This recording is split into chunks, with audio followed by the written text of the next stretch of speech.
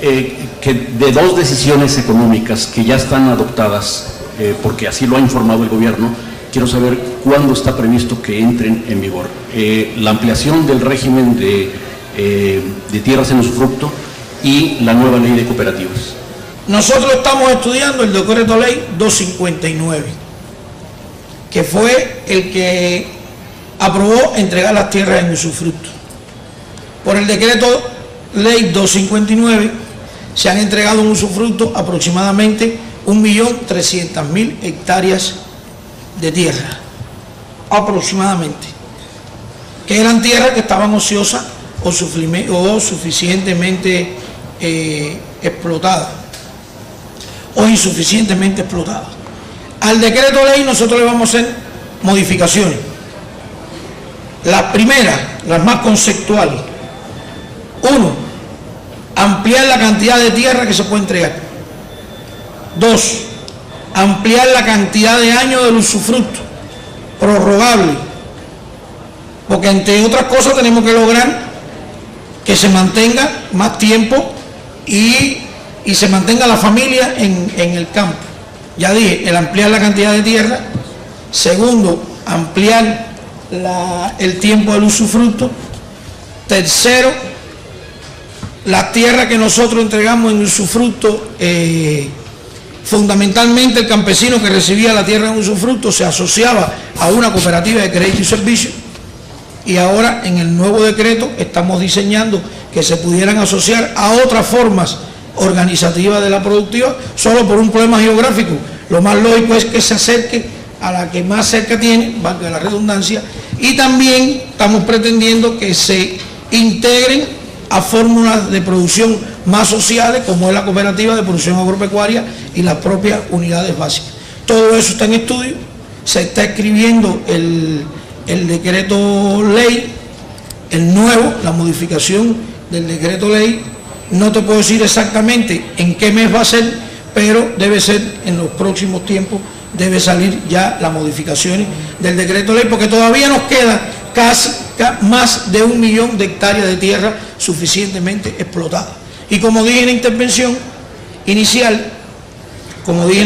inicial, tiene prioridad la producción agropecuaria dentro de los lineamientos, teniendo en cuenta los precios de los alimentos en el mercado mundial y lo que gastamos en importación de alimentos.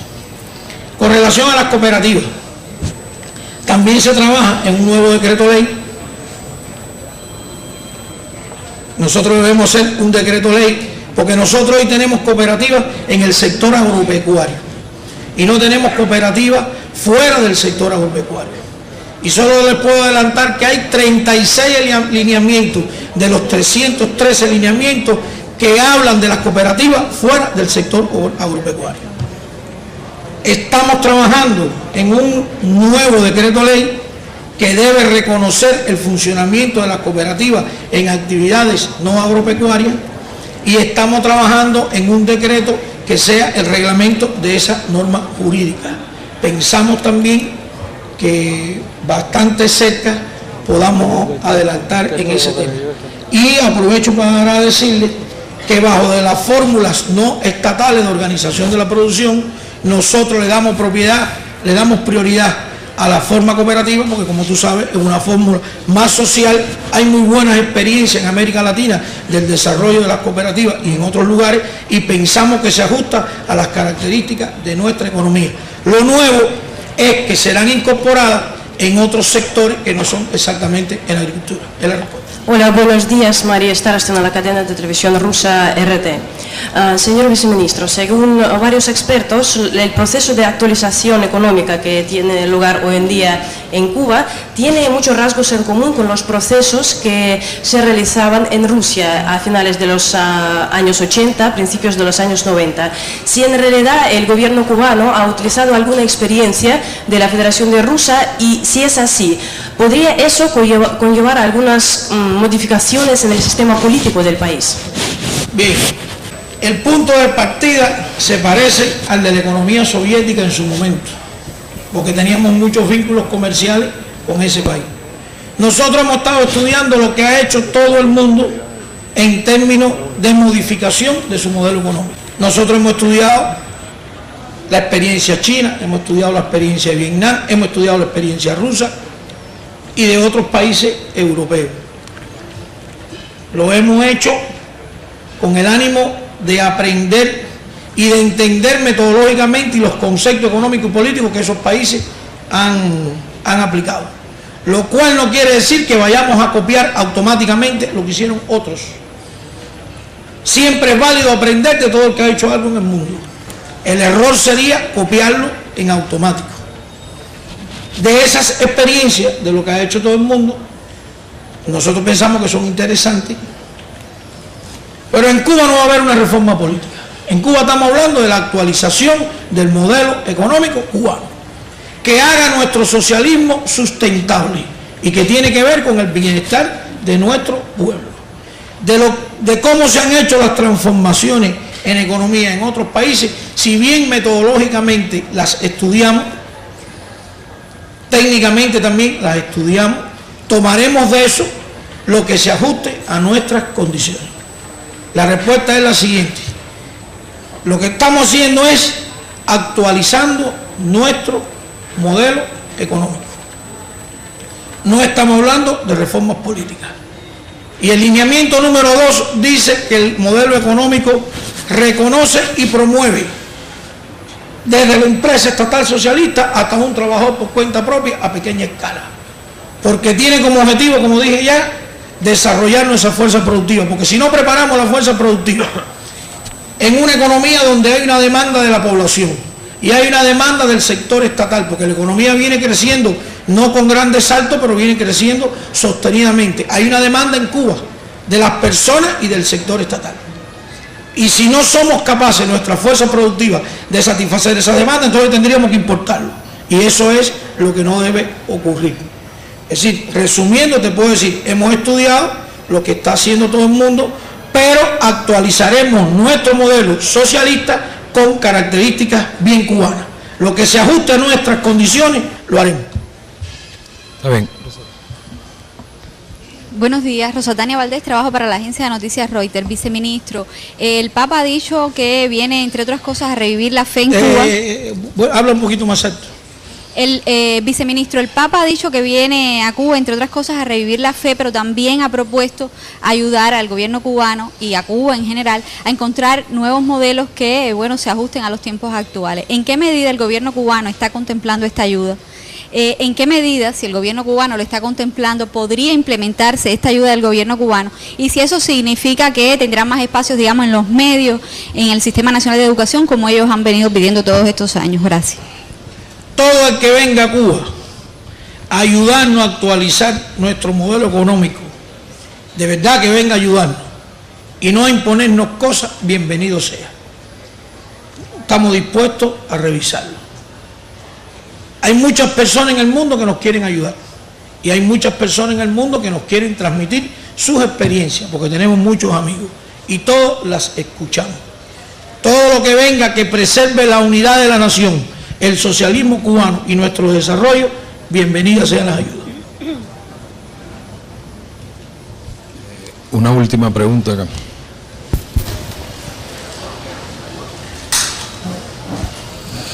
Buenos días, Charlie de Vero de Bloomberg News.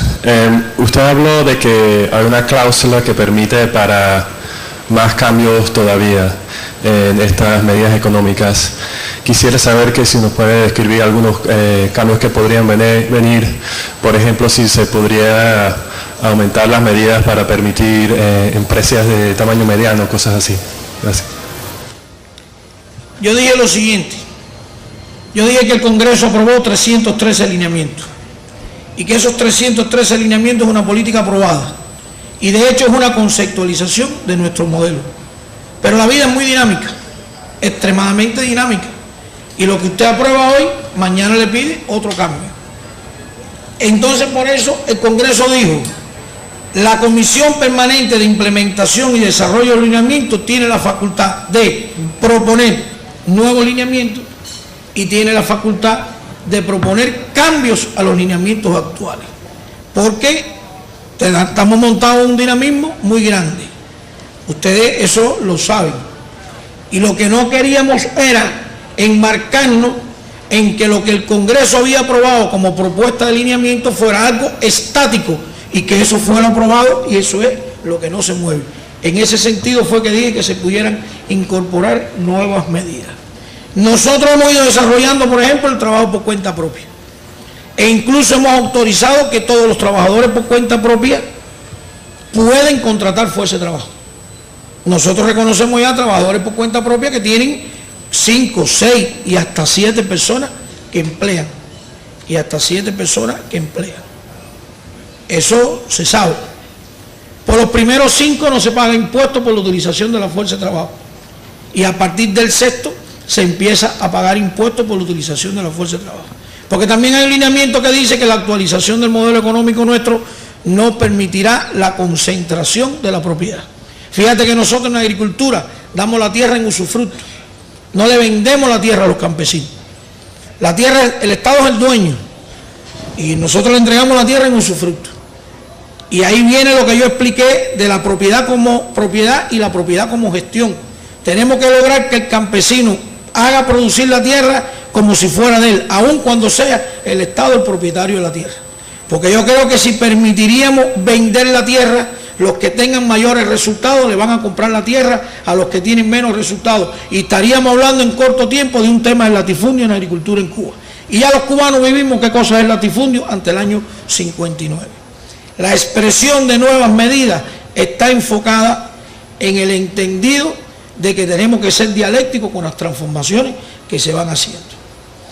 Nosotros creemos y estimulamos la creación de las cooperativas fuera del sector agropecuario.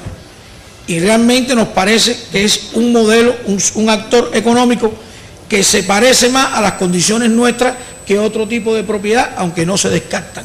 Pero la idea de nuevas medidas y de modificación de los lineamientos está asociada a la propia dinámica que tiene la vida todos los días y que habrá que recibir.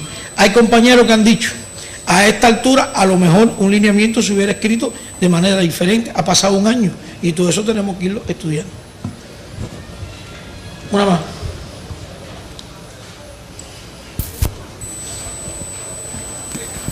Thank you very much.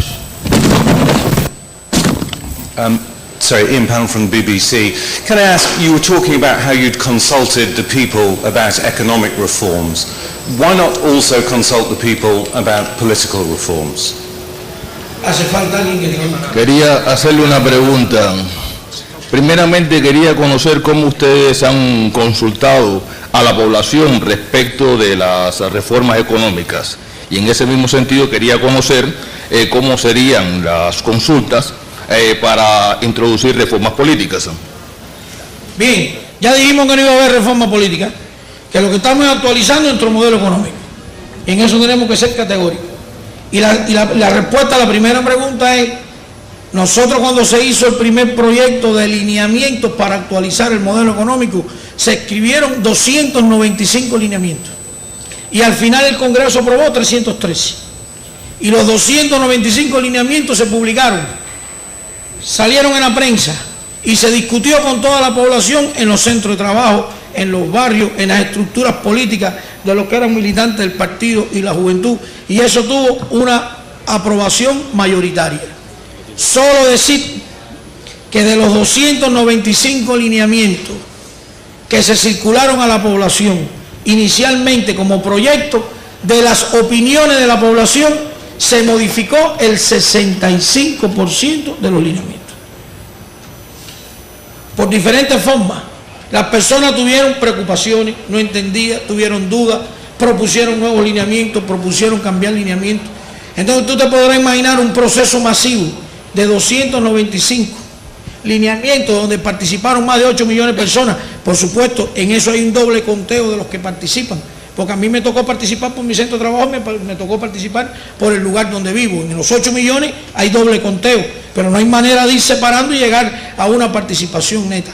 En esas reuniones y de las opiniones que la población dio, aun cuando aprobó los lineamientos, el 65% de los lineamientos fueron modificados a partir de eso. Por tanto, circulamos 295, esos 295, el 65% tuvo modificaciones y el Congreso aprobó 313. Por supuesto incorporar algunas cosas no de esa magnitud, ese no es un proceso que se pueda repetir todos los días, pero buscaremos las vías también para hacer las consultas con la población. Por eso se dice categóricamente que los lineamientos para la actualización del modelo económico cubano son la voluntad del pueblo, porque lo aprobó, expresado en la política del Estado, el gobierno y el partido. Muchas gracias. Muchas gracias.